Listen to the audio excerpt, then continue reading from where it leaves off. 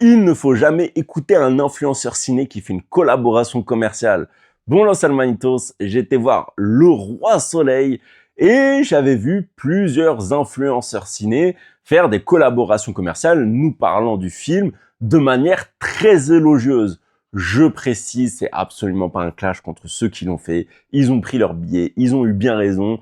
Studio Canal, bah forcément, je pense qu'ils n'avaient pas trop confiance dans leur film, donc ça veut dire qu'ils ont été voir des influenceurs ciné qui ont pignon sur rue et qui font du contenu assez qualitatif. Donc ça fait, moi je leur faisais aveuglément confiance, je me disais le film ça va être une dinguerie, en plus dans le casting il y a Pio Marmaille, il y a Fianso, des acteurs que j'adore. Sincèrement, les 45 premières minutes elles sont bien, après ça commence vite à être relou, mais à un point, clairement les 20 dernières minutes, j'en pouvais plus sur mon siège. En plus, on vendait ça en mode, oui, si un de tes amis gagne au loto et qu'il meurt, est-ce que tu prendras son ticket, je sais pas quoi. Le mec qui meurt, c'est même pas un pote des deux types principaux. Mais bon, ça m'apprendra la prochaine fois que je verrai collaboration commerciale, j'irai pas voir le film parce que si le studio paye des gens pour en dire du bien, bah, c'est que finalement, il doit pas être si terrible que ça. Ça nous prouve surtout une chose, le cinéma, c'est devenu un bien de consommation comme un autre et il ne faut jamais faire confiance à la pub. Dites-moi ce que vous pensez de tout ça en commentaire et surtout abonnez-vous si vous avez aimé le contenu.